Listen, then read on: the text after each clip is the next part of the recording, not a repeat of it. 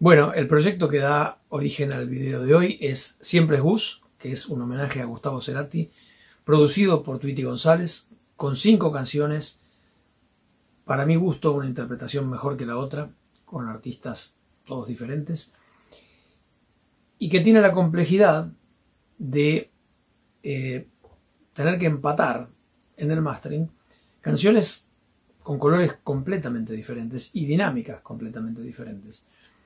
Esto tiene que ver con que una canción, por ejemplo, interpretada por Lisandro Aristimuño, tiene una banda que suena gorda, pesada, un poco cruda también, y que por decisiones de producción tiene que sostener una buena cantidad de graves y subgraves, porque eso de alguna manera es lo que le da la identidad a la canción. Entonces, tenemos que respetar eso, absolutamente.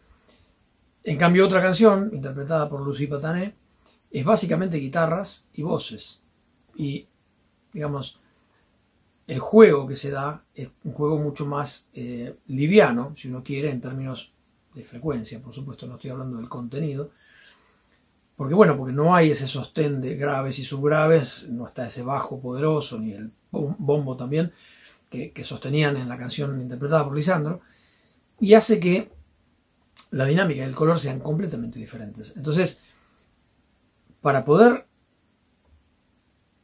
empatar de alguna manera eso y llevarlo a un mismo balance sonoro que haga que todos formen parte de un mismo planeta, por lo menos, hay 2 criterios. Es decir, los 2 criterios tienen que coincidir de alguna manera, tienen que existir simultáneamente. Uno es cómo voy a trabajar el color, porque, por ejemplo, si en este caso la canción de Lisandro Aristimuño lleva a un mastering más bien oscuro, más bien, digamos, cargado de graves, con poco brillo, que fue lo que me pasó en este caso. Yo empecé justamente masterizando esa canción, después seguí avanzando con el resto del disco y descubrí que el color se iba yendo naturalmente hacia otro lado, porque las mezclas proponían otra cosa. Entonces, necesariamente hay que volver y remasterizar la primera o segunda canción, las que hayamos hecho con un criterio diferente, para llevarlas a lo que propone el resto. Esa adaptación es necesaria siempre o casi siempre, porque cuando empezamos con la primera canción no sabemos qué viene después. Muchas veces me piden muestras gratis, por ejemplo, de un mastering para ver cómo suena, y tenemos el grave problema de que si entregamos una muestra gratis sobre una canción, no tenemos idea de cómo va a sonar el resto. Lo más probable es que esa muestra gratis no funcione, porque no es lo mejor que podemos hacer. Esa es la razón por la que no las hago. En este caso, tuve que volver, remasterizar la canción que interpreta Lisandro y encontrarle un color más liviano, para que pegara un poquito mejor, no solo con la de Lucy Patané, sino con, después está un tema con Nico Sorin y Lula Bertoldi, que tiene una base electrónica y bastante más brillo, un tema de rayos láser. Realmente los colores en esta producción en particular son totalmente diferentes. Hay otro por Feli Colina que es casi totalmente despojado. Entonces, llevar a eso a un color común implica un ida y vuelta, necesariamente, que hay que... Bueno, es un proceso por el que hay que pasar sí o sí. No podemos avanzar linealmente. Si empezamos por un tema cualquiera y después descubrimos que los colores van cambiando, hay que plegarse a eso. No podemos mantenernos sobre lo que ya hicimos, porque vamos a echar a perder todo el resto. Y el otro criterio es el criterio de dinámica. ¿Quién manda en la dinámica? Digamos, si fuera algo grabado y mezclado en el mismo contexto, con los mismos artistas y con una dinámica parecida, seguramente podríamos encontrar instrumentos que prevalecen en la mayoría de las canciones. Por ejemplo, no sé, la voz podría ser un caso, es decir, bueno, ajustemos al nivel de la voz, que las voces estén todas parejas. Entonces es una manera de tener una dinámica parecida. Pero, cuando en este caso, no solo el productor no quiere mucho volumen de la voz, porque, digamos, viniendo del rock, no está muy de acuerdo de que la voz esté tan al frente, cosa que además yo respeto y celebro, en muchos casos va a pasar que la voz no es la que predomina en la mezcla. Entonces, si hay una base, sea electrónica o acústica, bueno, podemos pensar que quizás la relación del bombo con el tambor, o sea, el redoblante, o bien el redoblante solo, sean los que llevan la mezcla adelante en términos de dinámica, podemos tomar eso como parámetro de volumen para compararlo con otras canciones del mismo proyecto, pero en la que tengamos un caso de guitarras solas, como el de Lucy Patané, bueno, estamos un poquito más complicados para adaptar esa dinámica a la de la batería. Entonces, necesariamente hay que buscar que lo que sobresalga, lo que lleve la dinámica adelante dentro de esa canción, que podría ser perfectamente las guitarras, empaten en los picos por lo menos de volumen con una batería que seguramente va a ser mucho más regular, y sobre todo si es electrónica, porque va a tener su dinámica mucho más controlada. La guitarra probablemente no, entonces hay que ir a buscar los picos en las guitarras y empatarlos con el promedio de volumen que propone la batería.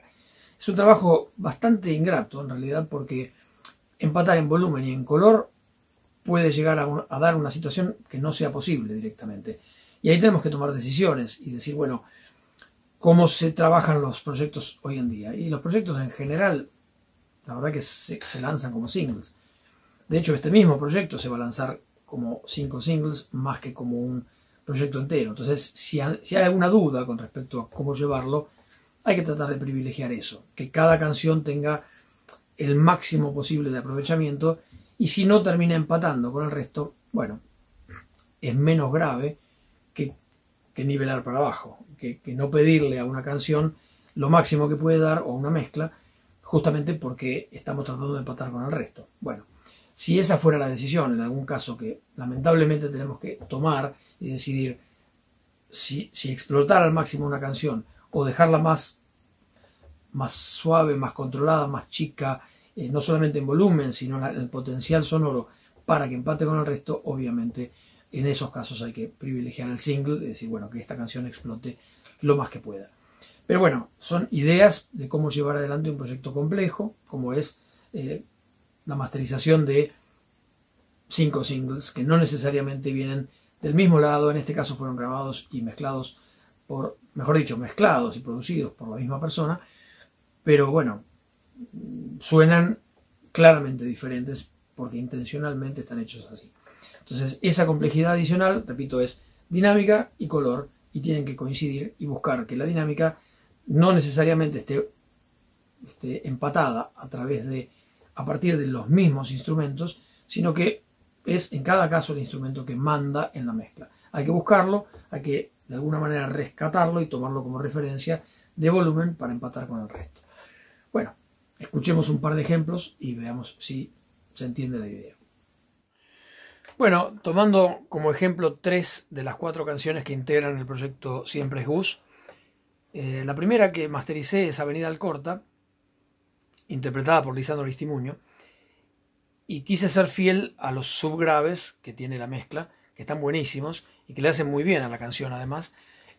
Hay mucha data en 40, 50 Hz, entonces, bueno, busqué que el mastering, aunque no sonara tan fuerte, porque igualmente es para streaming, no hacía falta súper apretarlo, respetara eso lo más que se pudiera. Hice este mastering. No tengo tiempo para mí.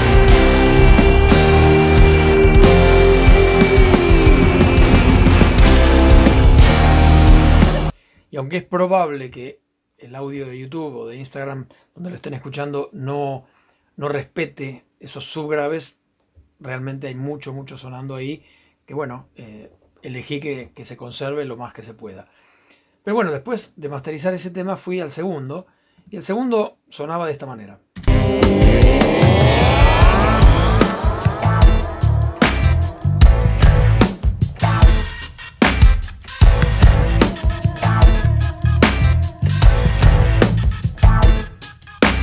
No hace falta tus inicios. Esos son Nico Sorín y Lula Bertoldi.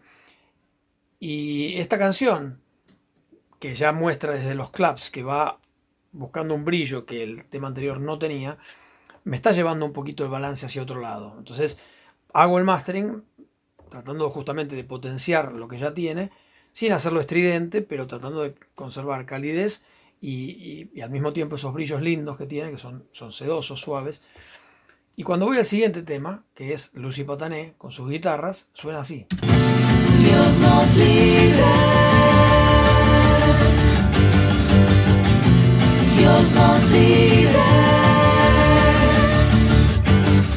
Entonces quiere decir que hay claramente un rumbo que va girando hacia otro lugar y que es esencialmente más liviano, no tiene ya los subgraves que tenía el tema de Lisandro. Entonces puedo elegir, y de hecho es lo que hice, le di dos opciones a Tweety, una manteniendo la carga de graves y subgraves, y también dándole una opción 2, que es la que vamos a escuchar ahora, que es como más afín al proyecto. Y le dije, la B2 tiene más que ver con el proyecto, la B1 tiene los huevos, por decir así, ¿sí? Los subgraves que venían en la mezcla.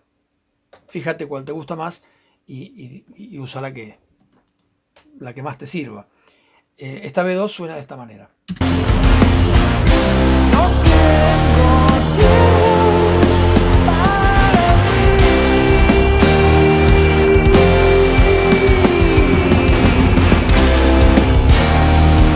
ti. Y si comparamos ahora con la B1, vamos a ver que la B1 sonaba de esta forma. No tengo tiempo para ti.